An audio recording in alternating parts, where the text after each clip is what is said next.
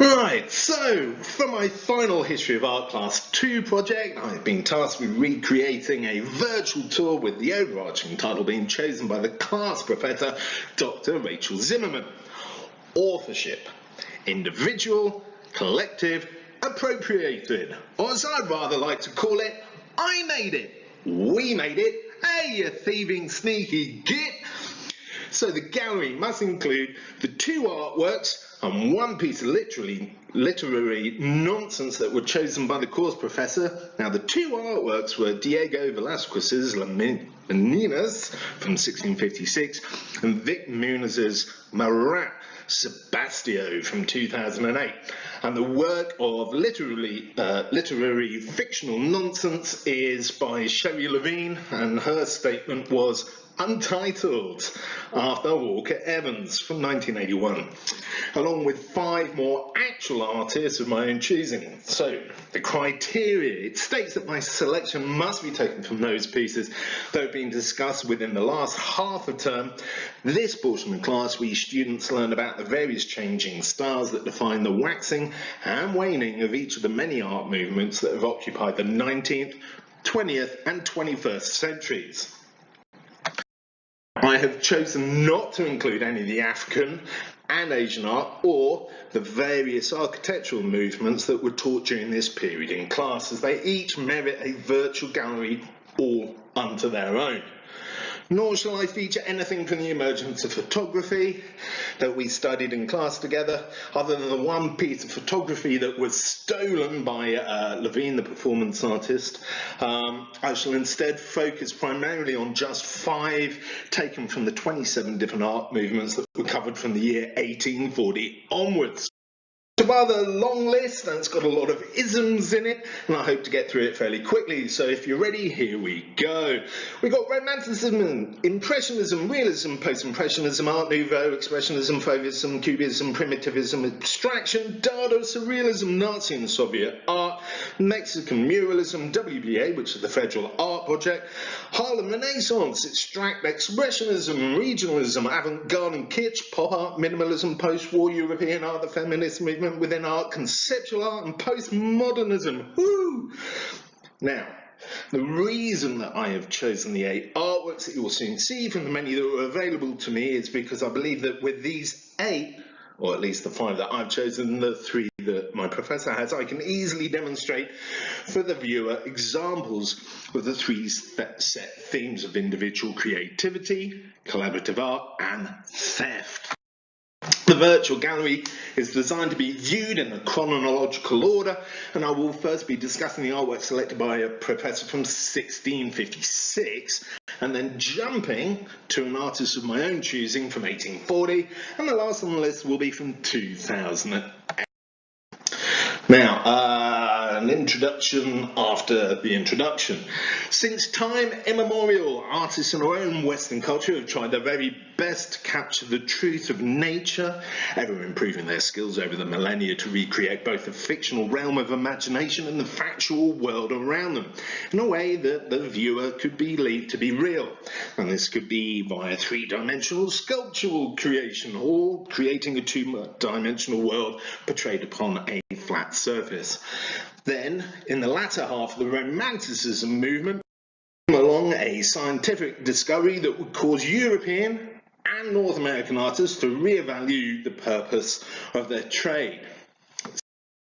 Temporary, non-fixed photograph was taken in 18 by the stinky garlic breath Frenchman called Joseph Nietz.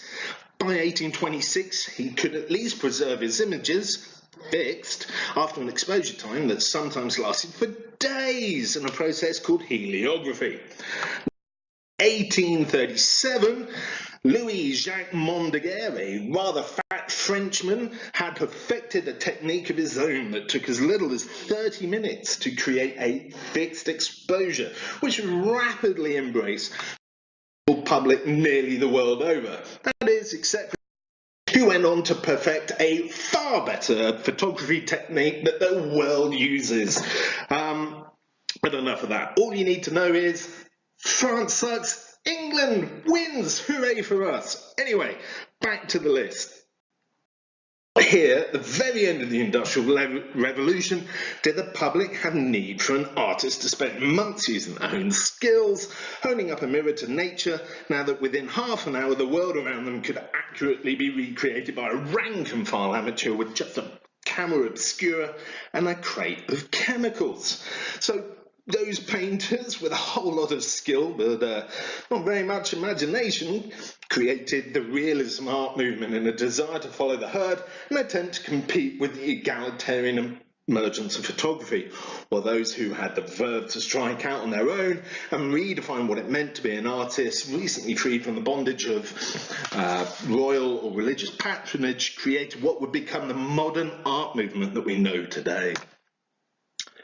And our first painting, this was chosen by my professor, between 1622 AD, when Diego Velázquez first became the official painter at the Spanish royal court, and 1656, the time that the Maids of Honor here was painted or completed, Diego Velázquez had already created at least 40 portraits of King Philip IV.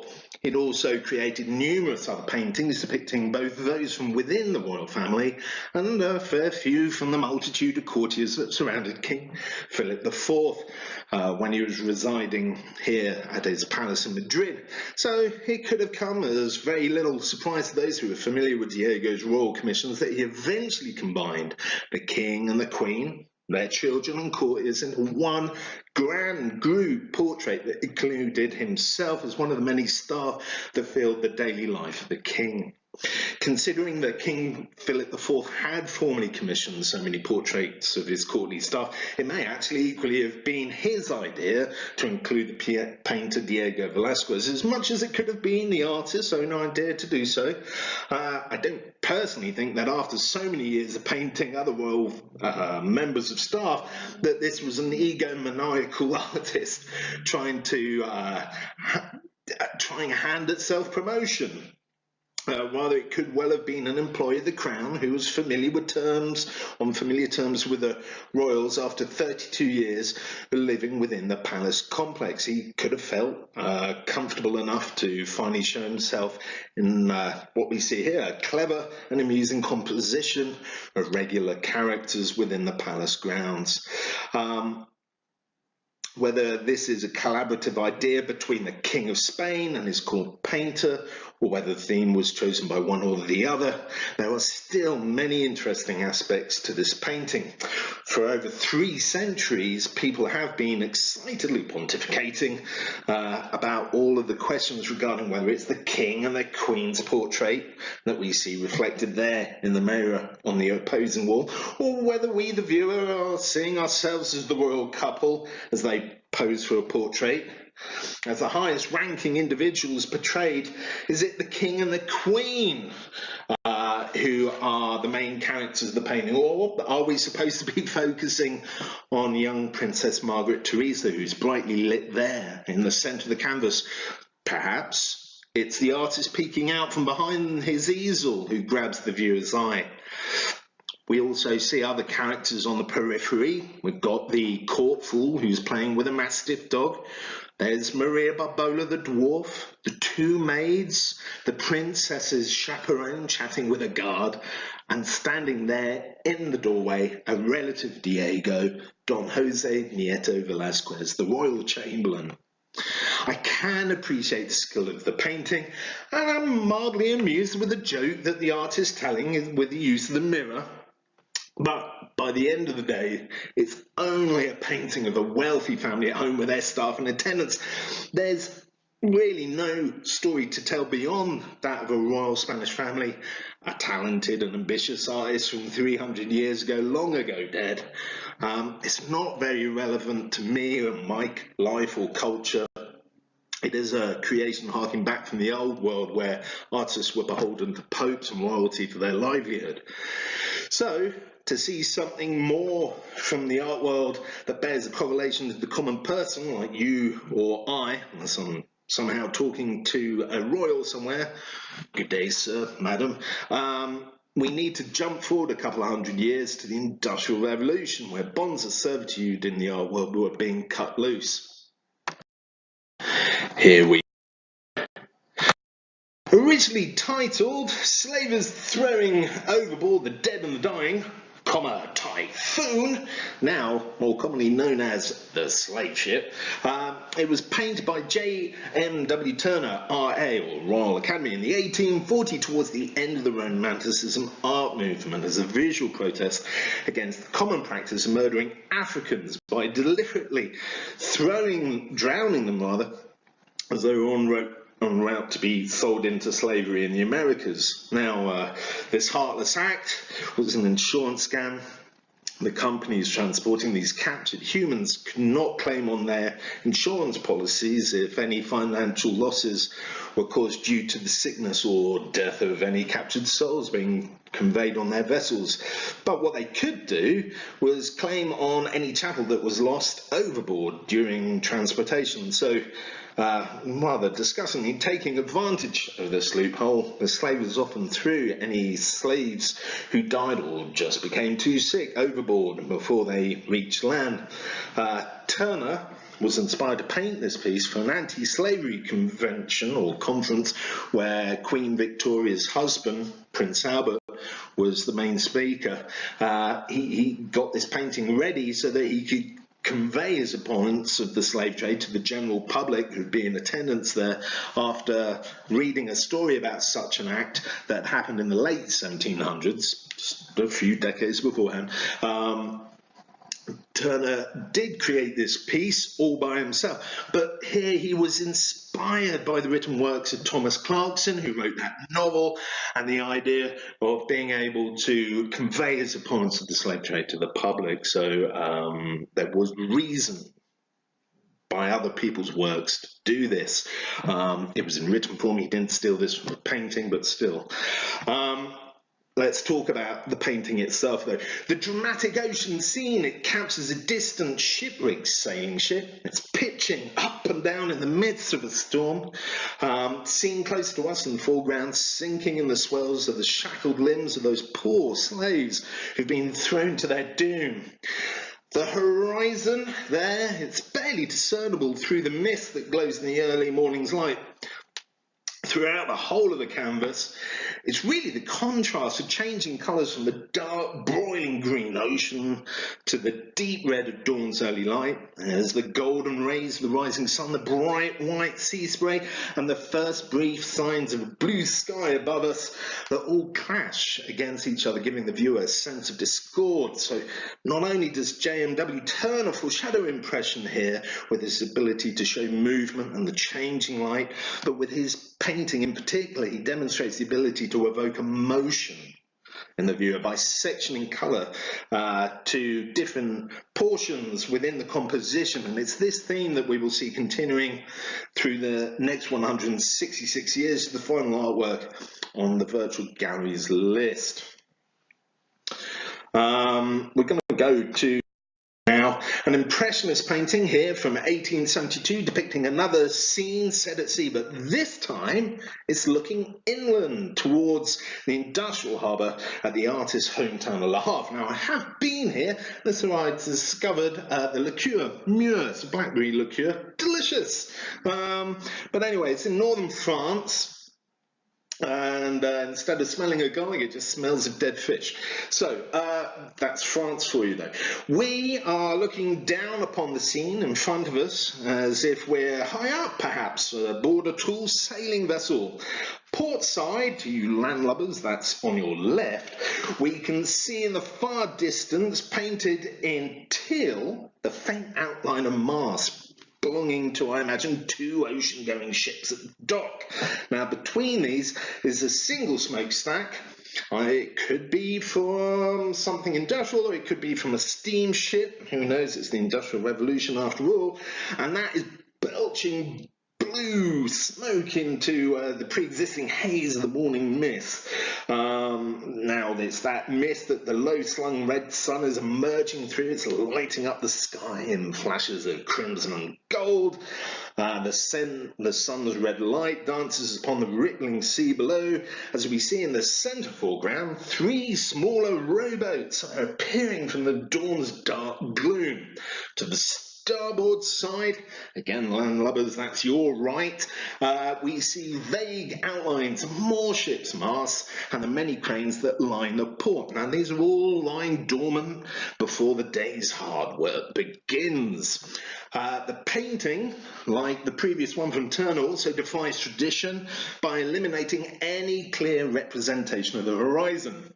The sea and the sky, they're defined only by blue wash that represents the land. Detail here has been dialed way down to the bare minimum.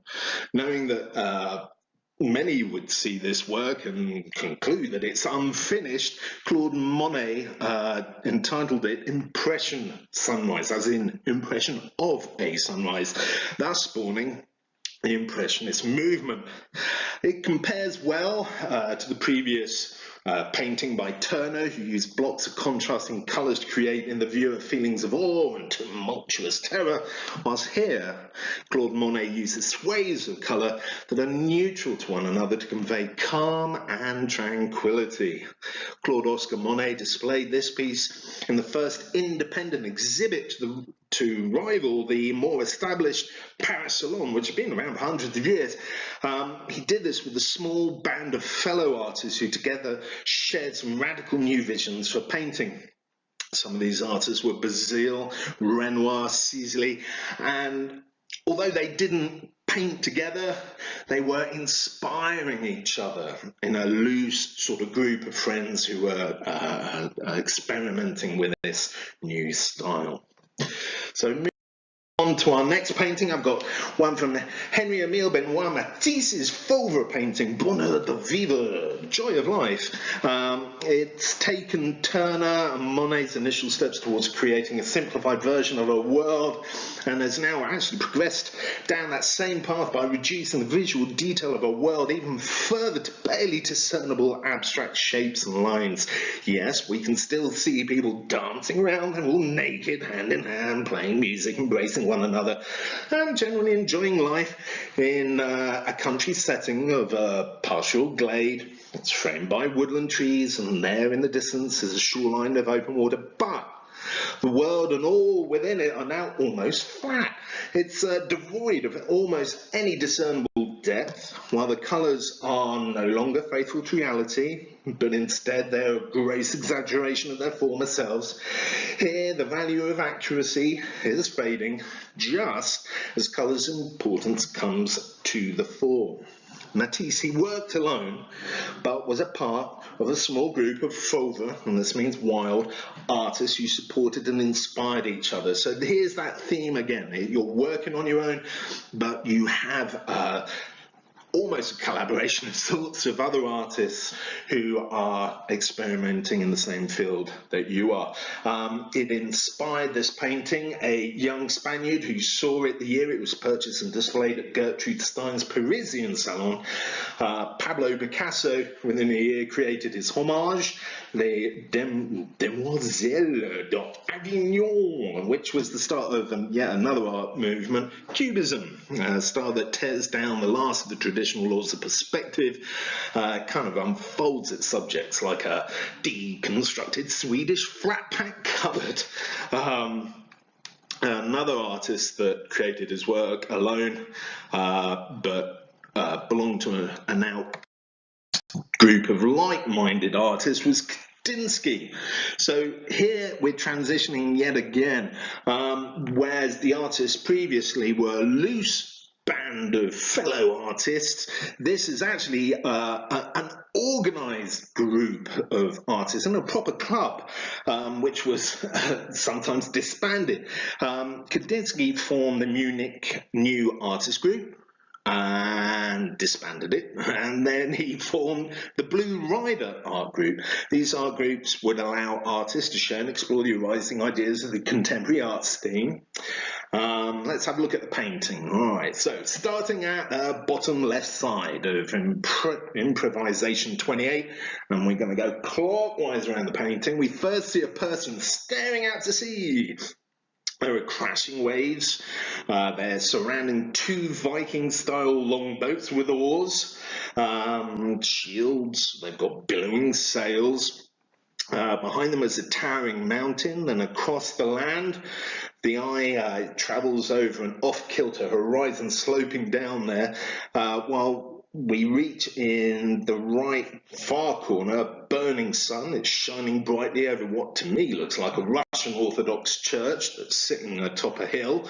It's overlooking ploughed fields towards the centre of the canvas, and below a woman and her lover are embracing, ending with a pair of animals. I'm guessing one is possibly a cat. Now, the simplified outlines and splashes of colour hark back to Turner, Monet and Matisse, but are now looking forward to the abstract art movement that was to be pioneered by the likes of Wassily Kandinsky, who within just a few years of Cubism did away with interpreting the real world altogether. So theorizing that colour alone now was capable of telling a story, it's a bit akin to a composer putting notes together to create a musical score. So prior to abstract art movement, artists were still tied to recreating aspects of the visual world. Now art was able to be set free from the physical world and was allowed to just revel in form and colour for its own sake, and this allows the viewer to interpret the artworks for themselves. So now we're in the modern era. I can jump sort of 50-year leap, I believe it is, 1962, and the factory in New York where 100 soup cans was produced alongside hundreds of other artworks that were the brainchild of Andy Warhol. He may have devised the idea for each of his works, but most were created by his crew of artisans who did the actual making of his work.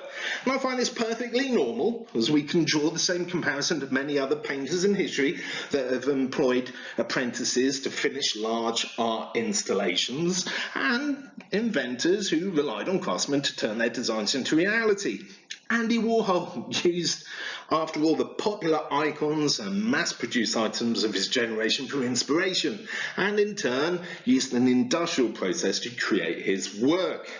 The original photographs of Marilyn Monroe, for example, were not his, but by changing the resolution, the colour and printmaking techniques, he made them into something new, just as he did with his pictures of Elvis and the soup can series here.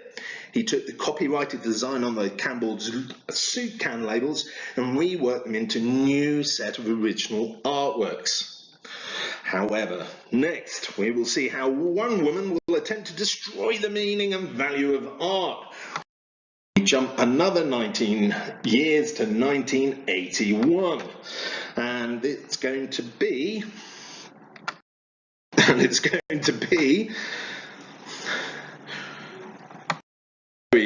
the second choice of my professor who chose this for the project. It's Sherry Levine's Untitled after Walker Evans. This, I have to make very clear, is either performance art or work of literature. The photographs being nothing more than props that she has not been given permission to use, and it's certainly not visual art in any way, shape or form, and I'm fairly convinced that this carbuncle was included in our final project for the sole purpose of creating a controversial debate, and not because anyone, perhaps, for a second believes that this is actually visual art. I sure don't. Levine gained notoriety after she made a complete facsimile of Walker Evans's original creation. So what we're looking at here is another artist who in the Depression many years earlier had gone around taking photos of farm workers during the Depression and recreated it for herself. However, she claimed it for her own art, not by changing the fundamental makeup of the image like we saw Andy Warhol do, but by erasing the original artist's statement and saying that her new statement is different and more important than that of the person who originally made the artwork. Thus, I guess, supposedly trying to make the original artwork her own. In my opinion, this is not visual art, though. You could claim it's a performance piece which falls outside of our art history to classroom remit, I believe. It also may go into a world of theatre performance or even English literature.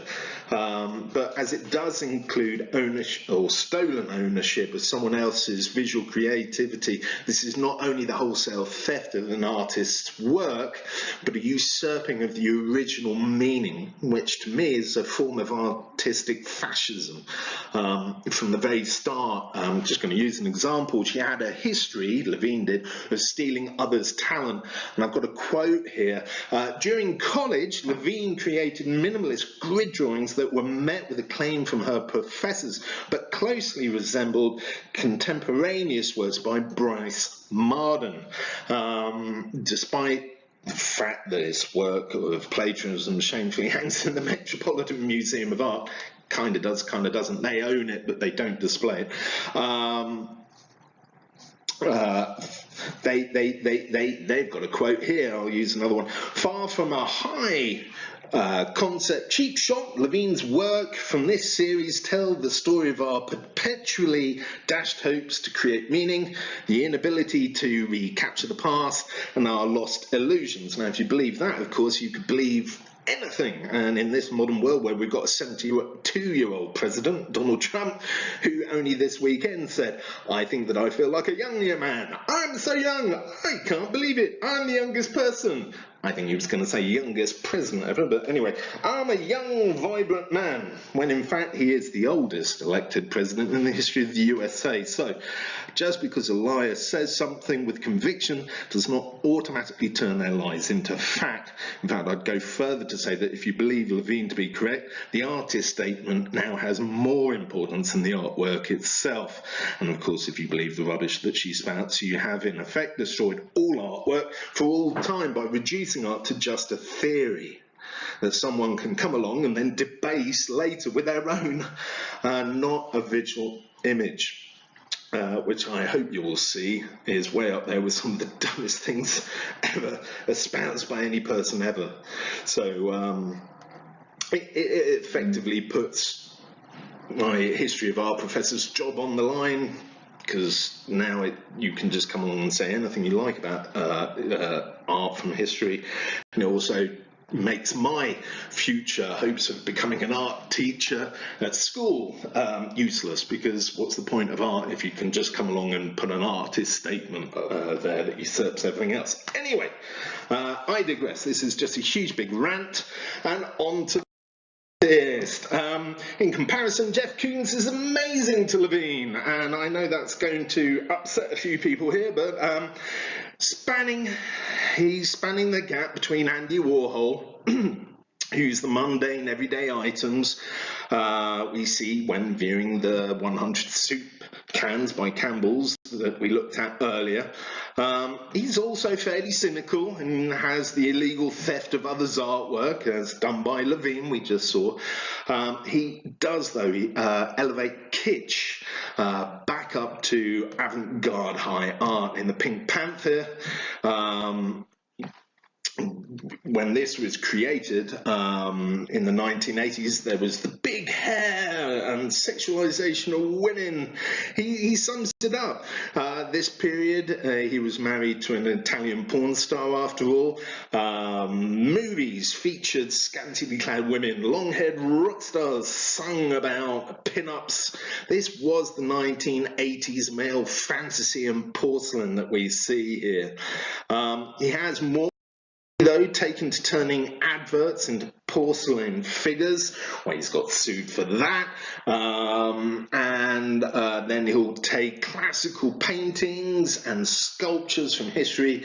He modifies them with these blue gazing balls that you might find at a suburban garden centre. But he is modifying them, if only just. Yet he's being sued and found guilty by numerous courts around the world. So here we go. Enough of this. Going to go on to, if it'll, our last artist on the list.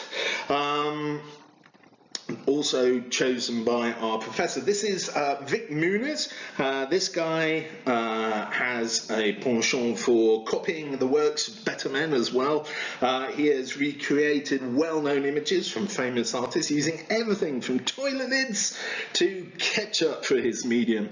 Muniz, along with members of the Association of Collectors of the Metropolitan Landfill of Jardin Guangzhou.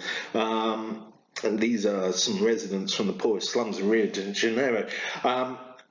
Muniz recreated Jacques-Louis David's The Death of Marat from 1793 with the trash gathered from the city's landfill.